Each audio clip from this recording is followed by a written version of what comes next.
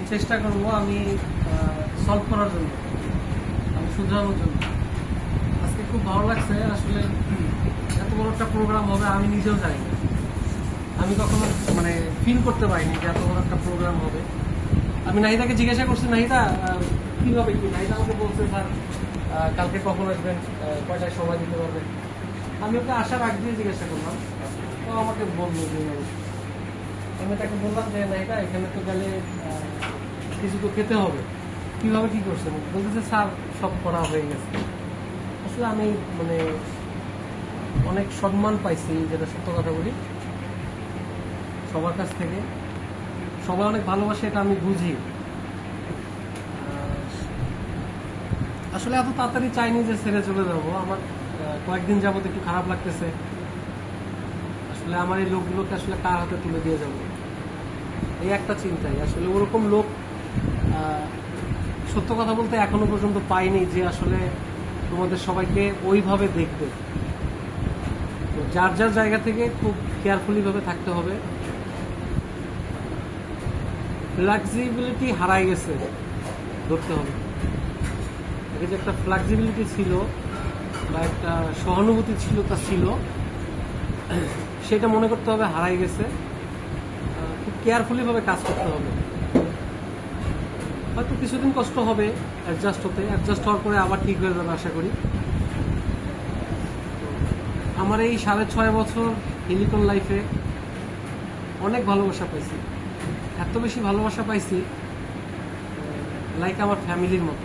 সত্য কথা বলি, যাদের সঙ্গে কিনা আমি সব কিছু শেয়ার করছি, আমার ফ্যামিলিতে কি হয়েছে, কখনো এমনও হয়েছে এমন কিছু সমস্যার কথা আমি আমার এই লোকগুলোর সাথে শেয়ার করছি যেটা কিনা আসলে আদৌ শেয়ার করা সম্ভব না। তারপর কেন শেয়ার করছি? নিজের মনে করে, কাছের মনে করে।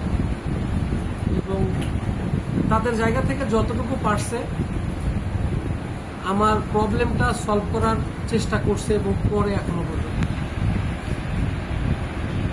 যেটা কিনা আমি বাবা মার কাছ থেকেও কখনো বলি নাই, সেটাও আমি তোমাদের সঙ্গে শেয়ার করছি।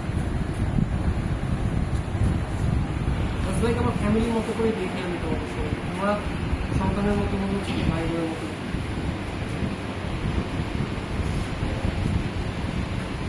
আসলে কখনো ভুলবো না আমি তোমাদের কথা, কখনোই না। আমি নাহিদার সঙ্গে শেয়ার করছি, আল্লাহ যদি বাসায় রাখে, সুস্থ রাখে, আগামী মাসে অথবা এই মাসের লাস্ট উইকে আবার একসঙ্গে হবো। হ্যাঁ, এটা তোমাদের তরফ থেকে আজকে আমাকে ইনভাইট করা হয়েছে। ডেটটা জানাই দিব আমি, আমার তরফ থেকে তোমাদের সবাইকে ইনভাইট করবো। আর আমার জন্য দোয়া করো। আমি একটা অনেক ভালো পজিশন পাইছি, যে কারণে আসলে চলে যাচ্ছি, না আমি যাইতাম না কখনো। বসে কথা বললে কথা বলা ভালো লাগে না।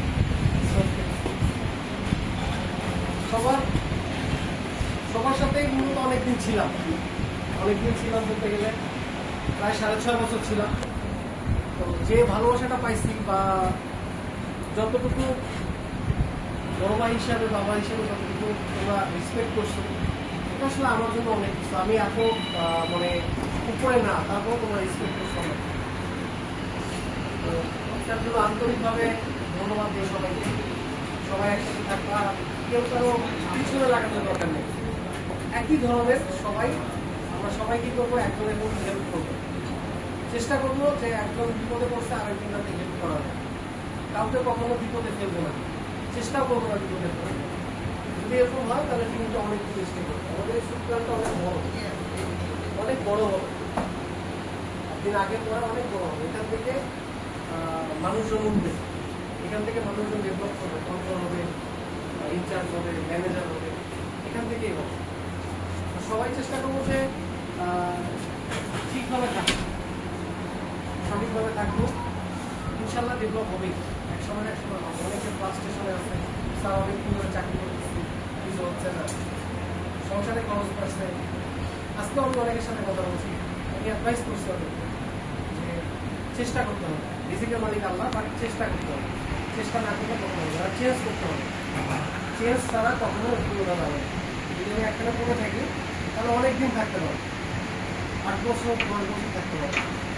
যদি আমি চেঞ্জ করি, জায়গাটা সুইচ করি, তাহলে আমার কিছু লোক পরিচিত হবে, কিছু লোক বাড়বে, কিছু জায়গা চিনব, আর দেখা গেল আমার পরিসরটাও বাড়বে। এখানে আমার ফ্যামিলি ডেভেলপ হবে, আমি ডেভেলপ। বিশেষ করে ছেলেদের ক্ষেত্রে এটা অনেক বেশি জরুরি। ছেলেরা চেঞ্জ করতে হবে, টাকা এখন দেখা যাবে, এখন কিছু শিখতে হবে। টাকা ইনকামের মানে এখনো সময় হয়নি বাইক দিতে হবে। এখন যদি মনে করো যে তুমি 10 লাখ টাকা ইনকাম করতে পারবে না, এখন কি করো? এখন হচ্ছে কমিউনিকেশন বাড়াও, একজন একজনের সাথে কমিউনিকেশন বাড়াও। যারা চলে গেছে ফ্যাক্টরি থেকে, যারা কাজ করছিল, যারা চলে গেছে, তাদের সাথে কমিউনিকেশন বাড়াও। একবার করে ফোন দাও, বস, স্যার, ভাই, দোস্ত, বড় ভাই কেমন আছে? আজকে বেশ কয়েকজনকে বলছি যে বিডি জবসে অ্যাকাউন্ট করার জন্য, আজকেও বলছি বিডি জবসে অ্যাকাউন্ট করো, দেখো যে জব তোমাকে খুঁজে নেবে, কাউকে ধন্যবাদ করতে হবে। ছেলেরা এই অবস্থা থাকে না, আমার ছেলেরাই বেশি, আগে মেয়ে ছিল বেশি, এখন ছেলেরা আছে অনেক বেশি। ছেলেগুলো দিন শেষে কি এক সময় বড় হবে, ফ্যামিলি বড় হবে, ফ্যামিলির ওয়াইফকে টানতে হবে, বাচ্চাকে টানতে হবে। এই চাকরিতে এই টাকাতে চলবে না, কখনো ডেভেলপ করতে হবে।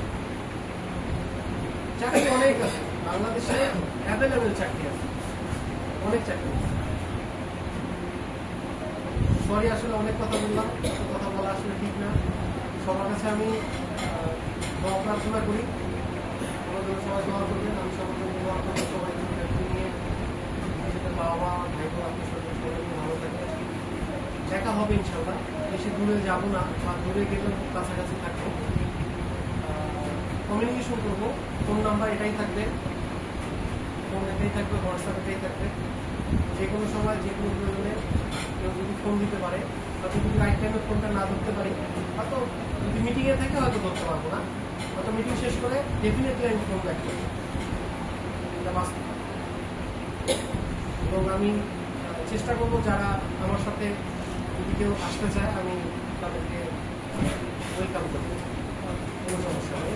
এদিক থেকে আমি চাই যে আমি কিছু লোক নিয়ে পুরো ডিপার্টমেন্ট একটা নতুন করে সামাইতে হচ্ছে, ওখানে ষোলোভাবে একটা প্রজেক্ট, এখানে একদম নতুন স্ট্রাকচার তৈরি করতে হবে, এখানে অনেক লোক লাগবে। আমি আজকে একজন সিনিয়র ম্যানেজারের সঙ্গে কথা বলছি, আমার একটা সিনিয়র ম্যানেজার ইমিডিয়েটলি আমার 3 দিনের মধ্যেই লাগছে। একটা জাপানিজ বায়ার আছে, ওই বায়ারের সঙ্গে মিটিং আছে, একটা সিনিয়র ম্যানেজার প্রেজেন্ট করতে হবে। আজকে আমি দুজনের সাথে কথা বলছি, ইন্টারভিউর জন্য কল করছি, হয়তো তারা শনিবারে আমার সাথে দেখা করবে। আমার ফ্যাক্টরিতে লোক লাগবে, অনেক লোক লাগবে। আর কমিটমেন্ট করলাম যাদেরকে নিব ইনশাল্লাহ, যারা যে পোস্টে আছে তার থেকে ডেভেলপ করাই, তাহলে লাগবে না। কন্ট্রোলার আছে ইনচার্জ বানাই, ডেফিনেটলি বানাবো, আমি হলেও বানাবো। যে ইনচার্জ আছে তারা আমি অ্যাসিস্ট্যান্ট ম্যানেজার বানাই, যদি পারি দেন আমি রাখবো, না পারলে আমি রাখবো। এখানেও ম্যানেজার, ওখানেও ম্যানেজার দিয়ে রাখবো, ঠিক আছে? ইনশাল্লাহ আমি রাখবো এবং সবার সাথে যোগাযোগ করবো। আমি বাসা এখানেই, বাড়ি এখানেই, চিন্তা করার কোনো কারণ নেই, ভয় পাওয়ার কোনো কারণ নেই। ভয় কিছু না, আমরা যেটা জানি অন্য কেউ জানে না, আমরা যেটা জানি সেটাই ঠিক আছে, অন্য কেউ জানে না। হ্যাঁ, কিন্তু অনেকে হয়তো প্রেশারাইজ করবে, ভয় পাওয়ার কোনো কিছু করতে হবে। আমার থেকে বেটার কেউ যাবে না, ঠিক আপনারা আপনাদের জায়গা থেকে ভাববেন, আপনার থেকে বেটার কেউ আপনাকে অন্য কেউ দিতে পারবে। দ্যাটস ওয়াই লোকগুলোকে এখন ধরে রাখছে, আপনারা বেস্ট, আপনারা আপনাদের জায়গা থেকে বেস্ট, এই কারণে আপনারা এখনো রিসোর্স প্রজেক্টের সাথে এখনো আছেন। তো আর কি বলবো, আর কোনো দরকার নেই। আর একটা রিকোয়েস্ট, কেউ মন খারাপ করবে না। হ্যাঁ, কেউ মন খারাপ করবে না। আমার মন খারাপ করা উচিত যে আমি আমার একটা ফুল টিম রেখে আমি এক জায়গায় যাচ্ছি। আপনারা মন খারাপ করবেন, আপনারা মন খারাপ করলে তখন হয়তো দেখা গেল বিষয়টা খারাপ লাগবে। একদিকে 50% আমার জন্য অনেক হ্যাপিনেস, আমার 50% একটু কষ্ট, বাট এটা টাইমিং এর কারণে ঠিক হয়ে যাবে। কারোর জন্য কেউ কখনো বসে থাকবে না, নেভার এভার। হ্যাঁ, কারোর জন্য কেউ কখনো আটকা থাকবে না, কারো পথ চলা বন্ধ থাকবে না। বাবা মারা গেছে, হয়তো 1 দিন 2 দিন 3 দিন ভাত না খেয়ে থাকছেন, চতুর্থ দিন কিন্তু সব আপনাকে কন্টিনিউ করতে হয়েছে না? সো এটাই নিয়ম, এটাই।